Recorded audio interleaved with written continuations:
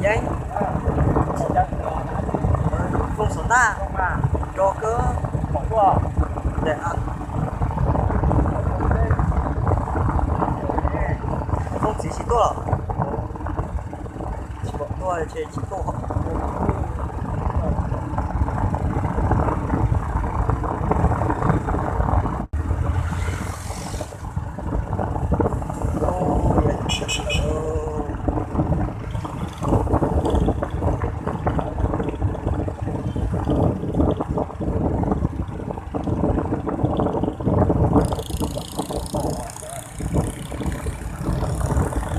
nó chế từ đâu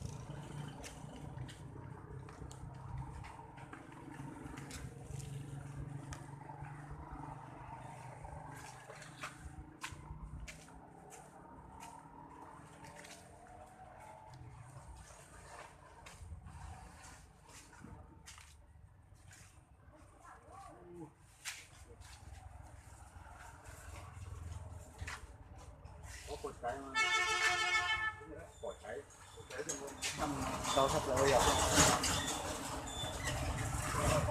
30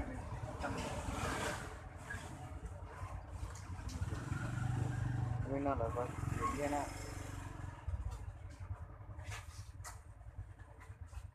con lọ mình chí à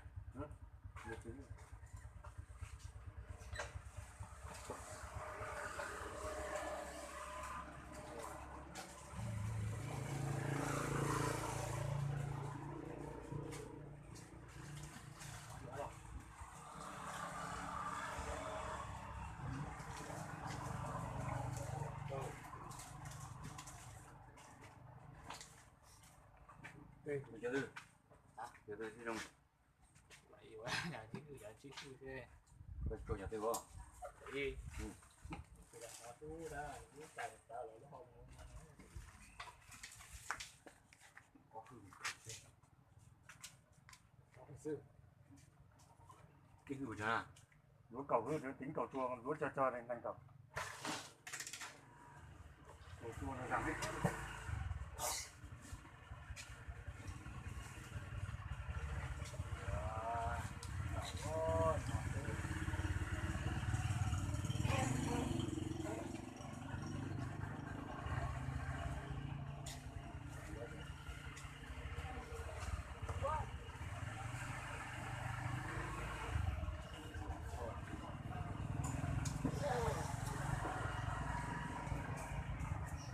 na tổ đi từ tại na ô cột cột thế này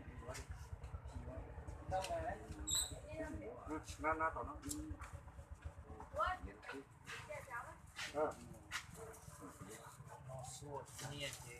hai thay cả hai thay cả 60 rồi một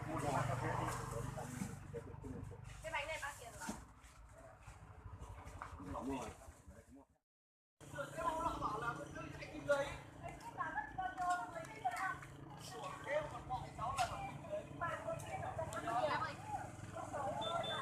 Gì? Mua gì cho chị à? Ăn mua gì cho em à? No dạng xưa. Sao à?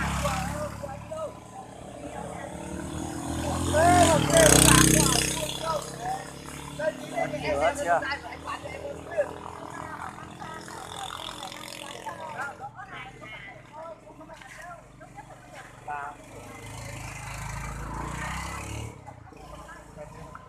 Cân à? Trung Quốc 1 cân đỡ. Chú đóng đây đây. Lấy gì hả bác ơi? Rau quả mua thịt này để đâu của anh ơi. Đi thì có con tôm cơ.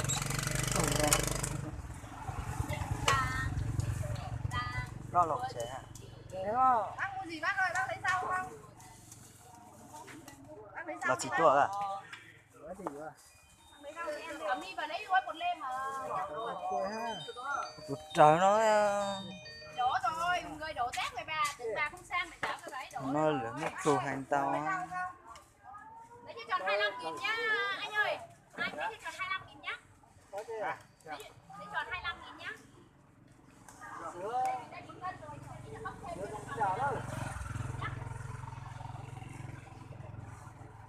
Vô anh có không?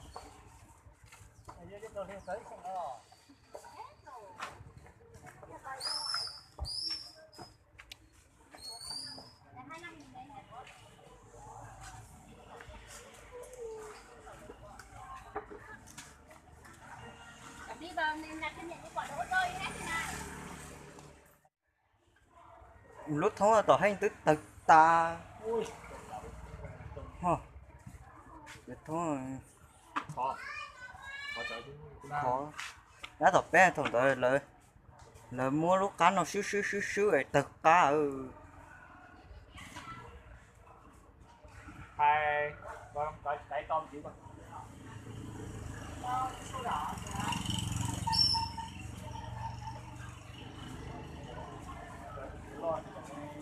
Này xách cho nó nhẹ. 20.000, 40.000 một đôi. Chiêu. Đi hỏi đi.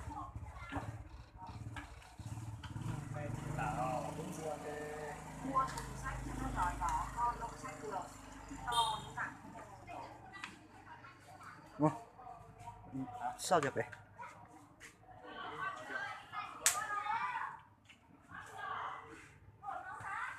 Bây giờ tôi dần đấy chứ mua chở lo chở cho em.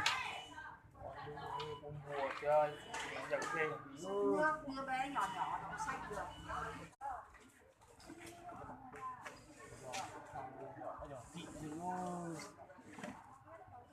đúng ha. Bao nhiêu đây? Đúng không?